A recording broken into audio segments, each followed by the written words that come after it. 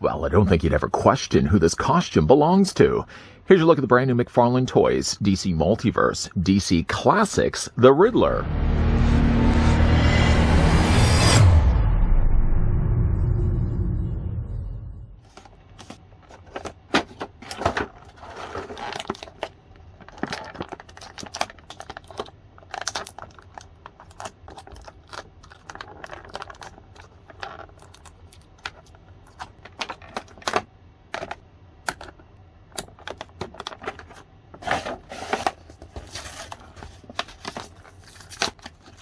Edward Nygma found his ticket to the big time as an employee of Wayne Industries, securing the role of advisor to Philip Kane, Bruce Wayne's uncle who ran the Wayne Corporation when Bruce left the train to become the Batman.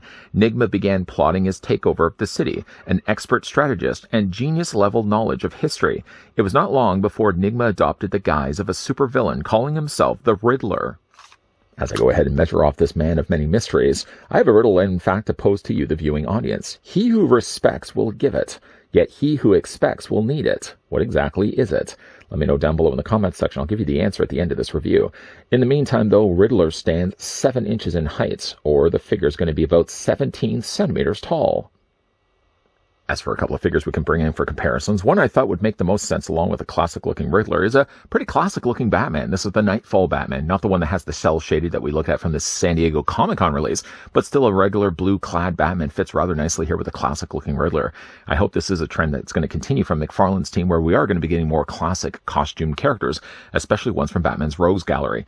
Another figure that isn't necessarily from Batman's Rogues Gallery and probably doesn't make any sense as to why I'm bringing him in. Here's what he also looks like with Blue Beetle. And the reason why I did also want to bring in Blue Beetle is it seems to be the case that they're sharing the same bodies, at least the torsos, at least the arms, the lower legs. It does look like they are using the same bodies from one to the other. Now, Riddler is going to have a slightly longer neck. If you were to say put the two figures back to back, though, you can see like the bodies are going to be exactly the same.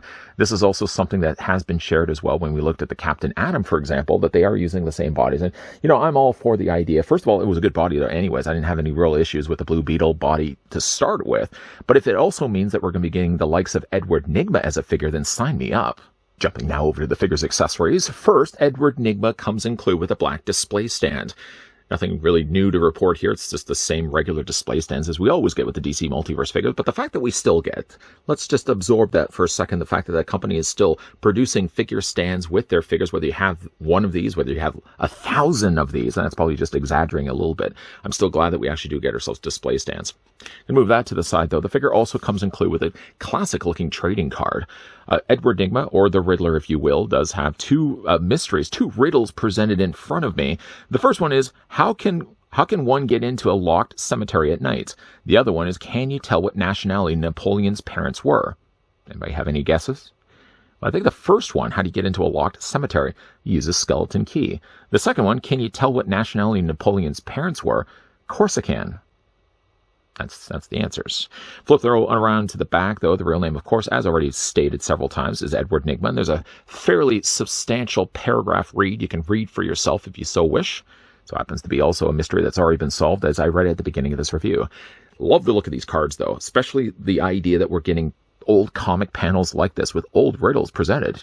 Very, very cool. As a little side note, though, I would have loved if they had put a little section where it would have given you the answers down below here, just in case you didn't know the answers to these perplexing riddles that were presented to you by the likes of Riddler. Let's move that card off then to the side. The figure comes also included with a series of interchangeable hands. I feel almost even more hands than he really does actually need. He comes with gripping hands for, of course, the included cane that we will be looking at in a second, all nicely molded here in purple plastic. The figure also comes with a couple of gestured hands. Not exactly the same. One is a completely more flat hand. Really good if you wanted to have like the hand turned around, for example, like he's posing a riddle to the Cape Crusader. And then he's got kind of more of a gestured, exaggerated hand, like good for dynamic poses. All of these hands, by the way, can easily be then swapped out. The figure also comes included with a thumbs up. And he also comes included with a pointing hand, which is also ideal as well if he's wanting to rhyme off several riddles to both Batman and the Boy Wonder. So we got those as well. Changing out the hands, by the way, because of course we will be needing to do that in a second. Before we do that as well, the figure comes included with a fairly flexible cane. more flexible than I was really hoping. The cane itself is nicely molded here in gold plastic. I'm sure they probably had used a softer plastic just so there wasn't the likelihood that this would, break if, for example, it was to be bent by accident. But I think it's almost a little too soft of a plastic that they would have still used. Going back, though, to the hands, let's just grab a couple of hands, for example. We'll grab a gripping hand for right now. Just remove the hands. One thing I did notice, though, with the hands and removing them, first of all, two things. The gloves do slide off fairly easy. Not easy in the sense that, they're not just going to drop off on their own, but you can just slide them right off. And that's probably why you're going to be getting a little bit thinner of a forearm, because I know when we did compare this with the Blue Beetle, obviously the forearms look a little bit bigger on Riddler. It's simply just because, again, like they've got the piece over top of it. And that's probably one thing that it involved. First of all, it saved them the cost of having to remold a brand new forearm piece. All they really needed to do was just really essentially mold this piece and then put it over top of the existing hands. Now, really, for all intents and purposes, too, you could also just leave that off altogether. If you sort of want like more just a regular looking hand, you can just take that off entirely, really, if you want to. And it does remove, I think, a little bit of extra bulk, because the problem with the glove, though, is it just adds a lot of bulk onto his forearms. So again, like if you wanted to leave it off completely, in a way, I kind of like it, honestly, with the glove part off. I don't know if I'm going to decide altogether just to remove it, or if I'm going to leave it on. I have yet still to decide. But let's just say for right now, I'm going to leave maybe... Let's put like this hand on, for example. Actually, that's not the right hand we can use because he's already got that hand on the other side. Let's grab just a gestured hand. We'll plug that into place. There we go. Oh, the other thing I did also want to mention, because I kind of trailed off there for a second talking about his glove, is that the pegs I noticed on his hands here are very prone to separating. Kind of see that for yourself, the way that pries, the sandwich is sort of separating in half. So just be careful when you're removing the hands that you don't accidentally you don't separate the peg in the process. Anyways, let's go ahead and take his cane now. And again, you can decide for yourself if you want to leave the glove part off completely, if you want to just have like more fitted looking gloves. One thing I will say, though, about kind of removing the glove piece, it kind of gives them kind of a more, I feel like more of a classic look. Like, again, if you want the bigger glove, there's that option available as well. But it does, if you don't have the glove far enough down, it does leave, obviously, the divide where it has to be in order for the hand to move back and forth. You can bring this down, but it does make the glove look a little bit bigger and bulkier. So there's obviously either option available if you wanted to. The glove, the staff, I keep talking about his gloves. The staff fits fairly well into his hands. Really like the look of that one. So let's go ahead and just remove the staff for right now. It kind of looks a little out of place, I suppose. The fact that he figured out, let's just remove the hands for right now. I'm going to put the glove piece back in place because, of course, that's the way he comes out of his plastic prison. I'm going to pop this back into place. There we go. I just did that more so just to show you guys the option is available if you wanted to. Getting a close look at Riddler, I couldn't have asked for really a better looking head sculpt than what we got right here. Now, there is also one figure that we will be looking at in an upcoming review, is the gold label edition version of Riddler, that really has a few real noticeable changes. Obviously, the suit's going to be exactly the same, but they have reduced the number of question marks. I don't know why I'm waving my finger so voraciously around in front of the camera, but the other gold label edition Riddler is going to really remove a lot of these smaller question marks there in favor kind of just one large question mark. I think he may have a couple more on him, but he certainly doesn't have as many as what we're getting right here with this Riddler. And then the other thing with the gold label edition is he's going to have pupils, whereas this Riddler kind of has just more of the white eyes. I kind of like the idea that really it's not just a case that they changed the look of the costume, but they also did add pupils. So if you want to prefer to have your Riddler with, say, the pupils instead, you can obviously go that route as well. I'm ultimately going to be looking at both of them anyways in an upcoming review. We're going to be looking at this one, obviously, in this review, and then, we're going to be looking at the gold label edition, the upcoming release. But head sculpt-wise, it really does look good. Not only does it look like a classic-looking Riddler, but in a way it kind of bears a little bit of a resemblance to Robin Williams, which I know Robin Williams has sort of tossed around the idea at one point to be Riddler in Batman Triumphant, which was at Burton's last sort of effort at doing a Batman movie, and things sort of got changed, and then Michael Keaton sort of ducked out of it as well because, of course, he was very loyal to Burton. But at one point there was talks to do a Batman Triumphant. I think Marlon Wayans was talked to play actually Robin, and I think he even got residuals even after the movie was canceled. So that wasn't that bad on Marlon Wayans' part. But I'm very happy with how this head sculpt turned out. In a way, it kind of looks like the old classic cartoons.